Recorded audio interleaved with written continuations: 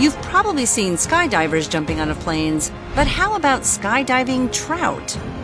Instead of raining cats and dogs, it's raining rainbow trout. Why are these fish being dropped out of planes? And is it safe for the fish? There's nothing fishy going on here. Well, that's debatable. This is aerial pond restocking, but the main reason they do this is not what you might be thinking. Aerial pond restocking seems like a great way to repopulate a fish species in a remote area, but interestingly, most of the time it's done to restock a lake to encourage more people to fish there. This radical solution has been going on since the 1950s. Before that, some U.S. states, like Utah, would load the fish in milk cans and transport them to remote areas using horses. But flying the fish in is much more efficient and cost-effective. The planes can carry up to 35,000 fish in one flight, which means they can drop fish into multiple lakes in one trip. It's also way less stressful for the fish. With aerial stocking, they don't spend hours and hours sloshing about while being transported.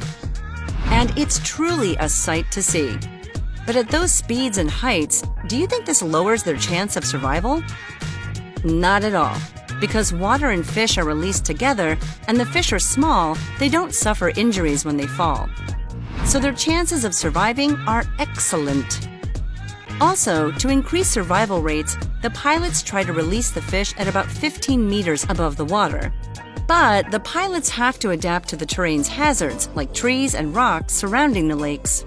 So this may seem fine and dandy for the fish and the anglers, but some people are not happy with this restocking practice. Environmentalists, scientists, and indigenous communities have protested this method of restocking lakes. And perhaps they have good reasons. Often, the lakes are at higher elevations, which means they were fishless. And when people put a non-native fish into a lake, it can cause all sorts of problems. The native amphibian, plant, and invertebrate populations can be devastated by a new fish species. It's a sort of catch-22, unfortunately. Agencies who manage the lakes allow the practice as it brings in money to the angling and hunting economies. So next time you see cool videos of fish skydiving, remember there is another story bubbling beneath the surface.